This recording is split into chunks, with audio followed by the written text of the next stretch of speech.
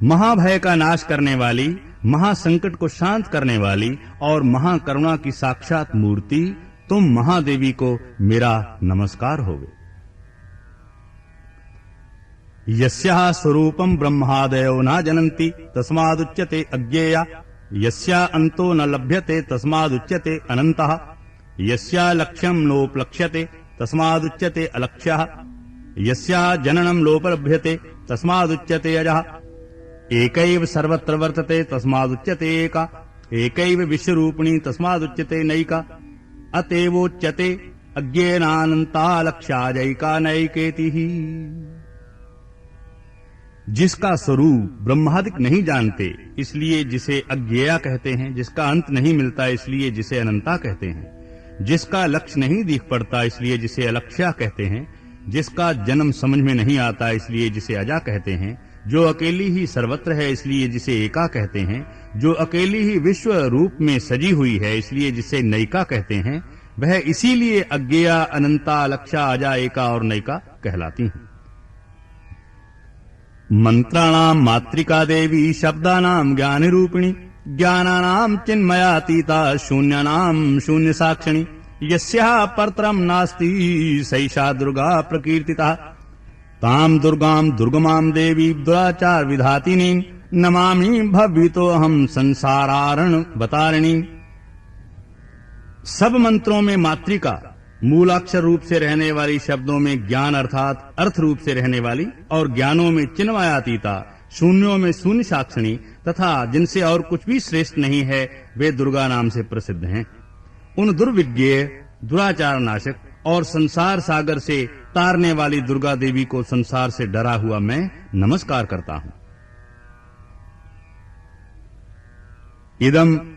अथर्व शीर्षम यो अधीते सा पंचाथर्व शीर्ष जप फल मापनोति, इदम अथर्व शीर्षम अज्ञात्वा यो अर्चाम स्थापयति शतलक्षम प्रजापत्वापि सो अर्चाम सिद्धिं न विन्दति, शतमष्टोत्तरम चास्य पुरुषचर्या विधि स्मृतः।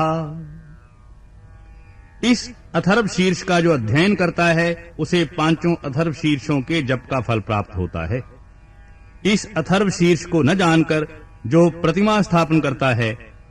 वह सैकड़ों लाख जप करके भी अर्चा सिद्धि नहीं प्राप्त करता। 108 बार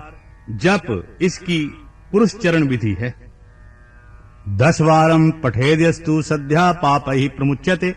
महादुर्गाणि तरति महादेव्यः प्रसादतः, सायं धियानो दिवसकृतं पापं नाशयति, प्रातर्धियानो रात्रिकृतं पापं नाशयति, सायं प्रातः प्रयुञ्जानो अपापो भवति,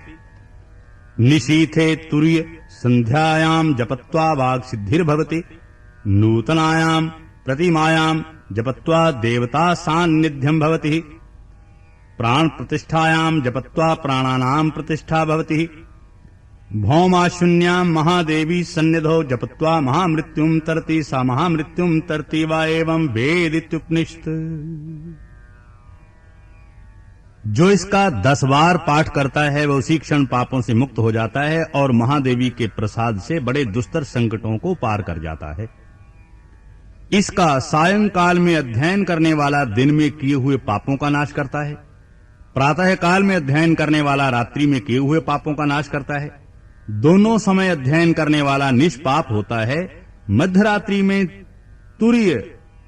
संध्या के समय जप करने से वाक सिद्धि प्राप्त होती है, नई प्रतिमा पर जप करने से देवता सानिध्य प्राप्त होता है, प्राण प्रतिष्ठा के समय जप करने से प्राणों की प्रतिष्ठा होती है, भौमाशुनी अमृत सिद्धि योग में महादेवी की सन्निधि में जप करने से महामृत्यु से तर जाता है। इस प्रकार यह अविद्यानाशिनी ब्रह्म विद्या है।